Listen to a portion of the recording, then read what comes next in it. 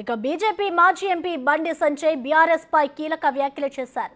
రాజన్న సిరిసిల్ల జిల్లాలో జరిగిన ఎన్నికల ప్రచార సభలో ఆయన పాల్గొన్నారు. కేసీఆర్ ఆయన కుటుంబ సభ్యులు ఎక్కడ పర్యటిస్తే అక్కడ బీజేపీ నాయకులు కార్యకర్తలను జైళ్లలో పెట్టేవారని గుర్తు చేశారు. కేసీఆర్ ను గద్దెదించేందుకు పనిచేసిన పార్టీ బీజేపీ అని అన్నారు.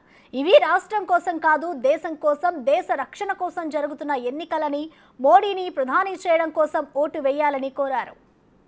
ఎవరైతే ఇక్కడ ఈ శాసన సభ్యులు నాస్తికుడు ఉన్నాడో, ఇంత మంచి జాయినింగ్ జరిగింది సిరిసిల్లలో. భారత్ మాతాకి లేస్తూ బీజేపీ అభ్యర్థిగా పోటీ చేయబోతున్నటువంటి జిల్లా అధ్యక్షులు ప్రతాప రామకృష్ణ గారికి, అలాగే మట్ట వెంకటేశ్వర రెడ్డి గారికి, మల్లారెడ్డి శ్రీనివాస్ గారికి,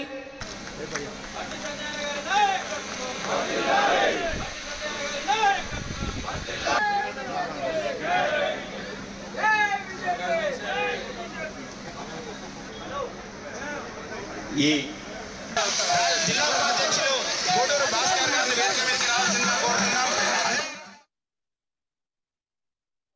ఈ విమర్శ నేను నవ్విస్తా, నేను నవ్వుకుంటా మాట్లాడుతా తప్ప వాళ్ళకి అహంకారం నాకు లేదు. వాళ్ళకి కన్నకవరం తలకాయ నాకు ఎక్కది.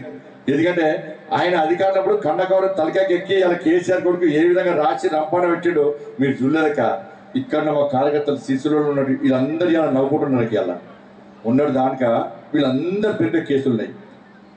కేసీఆర్ రాచరికమా? ఏమన్నా రాచరికమా?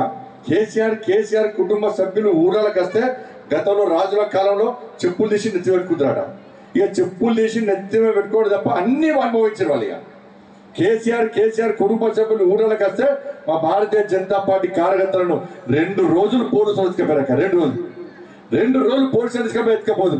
ఇష్టానుసారంగా నాన్ బెల్లబుల్ కేసు మీకోసం కొట్టాస్తే కేసీఆర్ కొడుకు జైలు పంపి మమ్మల్ని ఏం చేస్తాం? తెలంగాణ మొత్తం మీలకు అంత తిరిగి కేసీఆర్ ఏ విధంగా కోట్లు సంపాదించుకుని ఎలా మన రక్తం తాగిండో, ఇచ్చిన హామీ డబుల్ బెడ్రూమ్ ఇస్తాను ఇవ్వకపోయా, పెన్షన్లు ఇస్తాను ఇవ్వకపోయా, రేషన్ కార్డు ఇస్తాను ఇవ్వకపోయా, దళితుల సమస్యలు పడుచుకోకపోయా, బీసీల సమస్యలు పడుచుకోకపోయా, అగ్రవర్ణాల పేదలను రాసి రంపాన పెట్టే ఏ సమస్యలు పట్టించుకోలే.